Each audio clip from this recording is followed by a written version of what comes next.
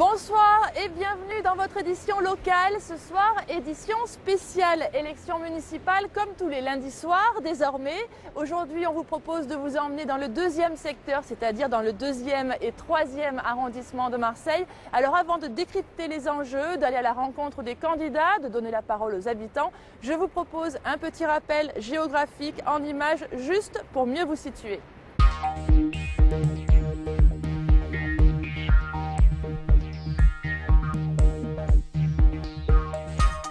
Les 2e et 3e arrondissements composent le second secteur. Situé au cœur de la ville, il comptait 69 234 habitants lors du dernier recensement et 32 012 électeurs inscrits fin 2013.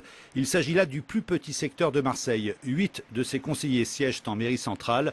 Actuellement, 7 sont de gauche et 1 de droite. À sa tête, Lisette Narducci du Parti radical de gauche. Composé de quartiers anciens comme le Panier ou la Belle de Mai, mais aussi de lieux en profonde rénovation comme la Joliette, le second secteur compte un nombre élevé de demandeurs d'emploi, 10 647. Alors qui sont les candidats pour le 2-3 ? Eh bien nous les avons rencontrés, mais ce sont eux qui nous ont donné rendez-vous. Ils ont choisi l'endroit, la rue, leur quartier préféré. On y va. Il y a ceux qu'on ne présente plus. La maire sortante, par exemple, Lisette Narducci. Alors je suis maire de ce secteur, des 2e et 3e arrondissements. Alors Solange Biaggi, donc je suis adjointe au maire à la ville de Marseille. Jeanne Marty, tête de liste sur le 2e secteur pour les listes bleu marine. Je suis Eugène Caselli, je suis président de la communauté urbaine de Marseille-Provence Métropole. Tout sourire, la tête de liste UMP, Solange Biaggi, est arrivée encadrée de son équipe.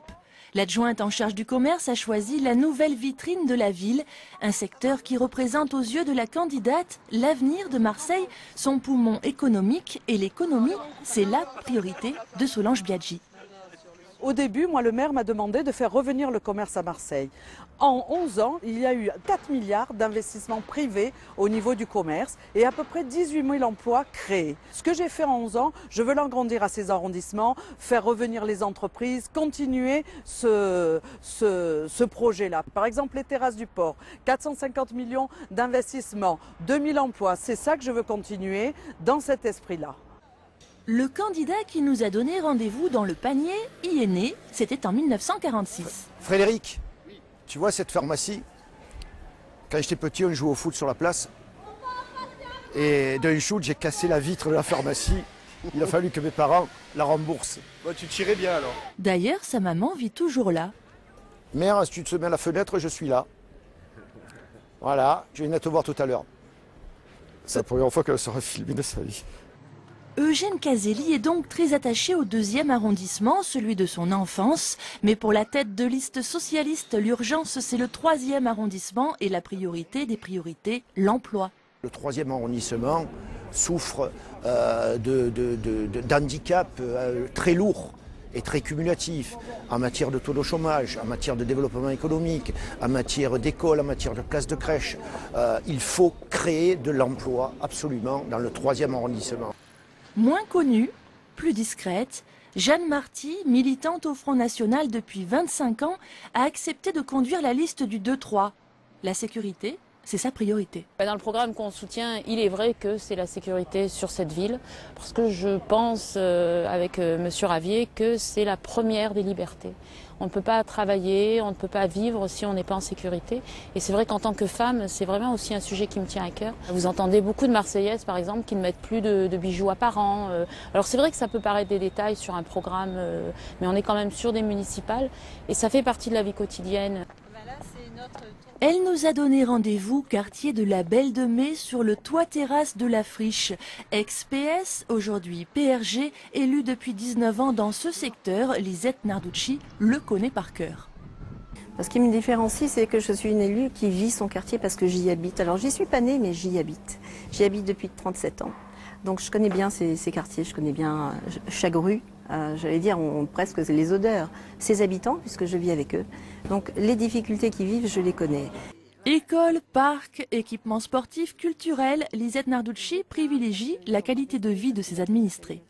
Ma priorité, c'est de continuer l'aménagement du territoire de ce secteur.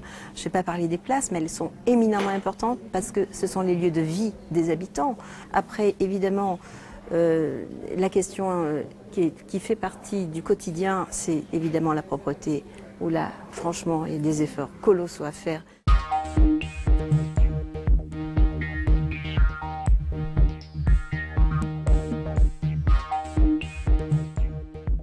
Il y a la vision des hommes et des femmes politiques et puis il y a ce que vous pensez, vous qui vivez, vous qui votez dans le secteur. Et pour prendre la température, d'abord, il faut prendre un bon café.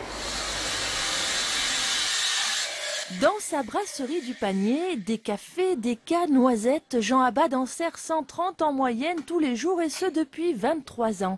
Des campagnes électorales, il en a vécu derrière son comptoir. Dans le quartier, en fait, il y en a beaucoup qui votent par sympathie. Ils ne votent pas beaucoup par conviction politique. Ils votent pour la personne. On ne va pas aller chercher quelqu'un d'autre, du 7e, du 8e ou du 10e, non. Ici, ils veulent quelqu'un du quartier. Jean-Michel ne dévoile jamais ses opinions politiques pour ne pas, dit-il, perdre le client. Non, notre expert se contente d'observer et de son café, il voit tout. Après, il y a des choses qui se créent avec les politiques quand ils vous aident à faire certaines démarches dans le quartier, à obtenir un logement, un travail, n'importe quoi, faire des papiers quand on n'y arrive pas. Et bon, les gens ils sont redevables quelque part. Hein. Donc après, ça devient un peu de la brocante, quoi. Hein. Tac, tu me donnes, je te donne, je fais. Et puis ils regardent qui a rendu service, ce qui est logique. C'est comme ça la politique, tout le monde le sait. Hein. Voilà, on n'a rien inventé. Hein. Voilà, cette édition s'achève. Lundi prochain, nous vous proposons de vous intéresser au premier secteur, le 1-7. Passez une excellente soirée et puis à demain.